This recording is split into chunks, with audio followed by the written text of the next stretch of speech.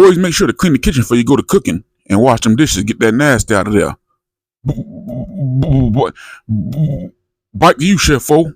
Now you want your 2 Yukon Gold potatoes, a yellow onion, some cumin seed, some paprika, some crushed red pepper flakes, some ground black pepper. Optional ingredients include garlic and onion powder, salt. You want you some dried thyme leaves. You want you some vegetable oil. You're gonna need your 1 small lemon there, and you want to need your 2 pounds of boneless, skinless chicken thighs. Chef-O got breasts, but what you want is boneless, skinless chicken thighs. Now get your potatoes all cleaned and rinsed off. You want to dice them up like this here. Clean, small, uniform, bite-sized pieces, and you want to cut your onion in half and then cut them into little half rings. Ruffle them things between your fingers so they can be separate. Yes. So you got you some Yukon Gold potatoes diced up, and you some half onion rings all ruffled and broke down here. Now let us get started. This is Kenyan chicken and potatoes with onions. Dice up them thighs in bite-sized pieces. Yes, just like this here. You want to get them cut down to size and everything else for the seasoning here. Get all that seasoning in between that meat. Drop down in there with a teaspoon of salt and a half a teaspoon of that ground black pepper.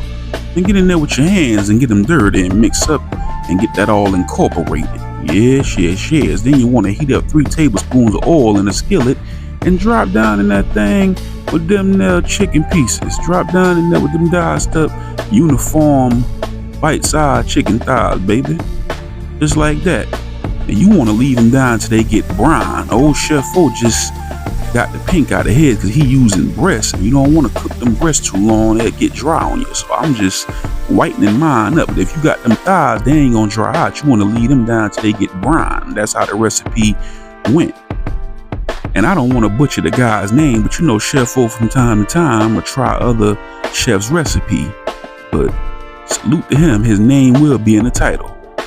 Half a teaspoon each of fennel seed, cumin and paprika, a 1/4 teaspoon of dried thyme, and you want your pinch of them red pepper flakes. Drop down in there with every one of them and get that all mixed in and incorporated. You know the rules. Every time you add something, you want to go to stirring and mixing and tossing and flipping and getting everything all incorporated. Get that meat coated with that oil and that flavor. Yes. After you done cook for a few minutes, drop down in there with them half onion rings. And what you gonna do? Mix them up, go to stirring. And you don't want to get these things soggy. You just want to stir them around a little bit until they go to getting soft like this here. And once they go to getting soft, get you a slotted utensil so you can scoop out these onions and this meat here, put them in a dish on the side, and leave that little oil that you're gonna see here in a few minutes left down in that skillet. Because what you're gonna do now is once that meat is removed, you finna drop down in there with them good old taters and do the same thing. Look at that. Watch this here. Watch this here, baby. Chef-O style. Bam. Drop down, baby. And you want to move them around and go to getting them soft. You just want to get them a little soft too. Get them coated in that oil and that flavor mixture, just like this here. Yes. This is Kenyan chicken and potatoes with onion, baby. Yeah, come over the top. This part is optional. Chef-O did this on his own. A 1/4 teaspoon each of salt and black pepper, and a teaspoon each of garlic powder and onion powder. Old Chef-O can't cook out no garlic powder and onion powder, and I felt like the dish needed some more salt and black pepper. So we went to coating that down too. Yes. So once you do that, you want to sit the lid on and let that go for about 10 minutes. But old Chef-O ain't wait for 10 minutes because old Chef-O know how that seasoning do, and I figured that seasoning might was going to get stuck to the bottom and caramelized. Don't think that's burned. That's called fond, F-O-N-D.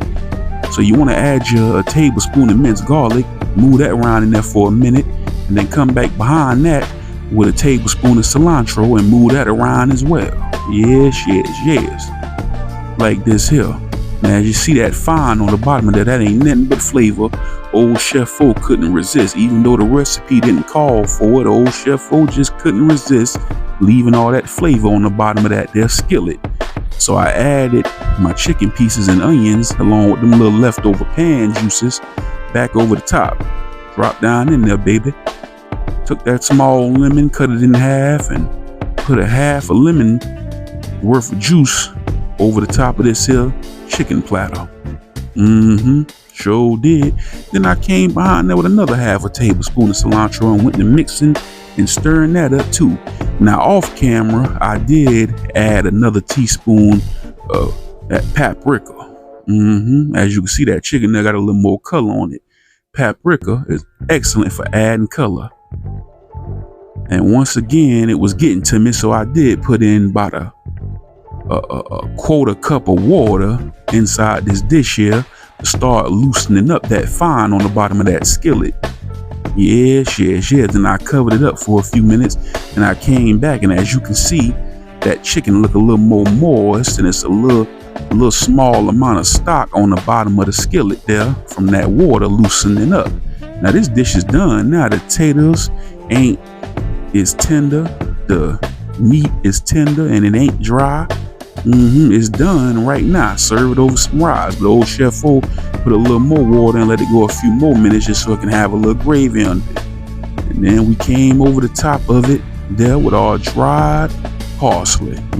Serve it over a bed of rice or eat it by itself. Look at this here.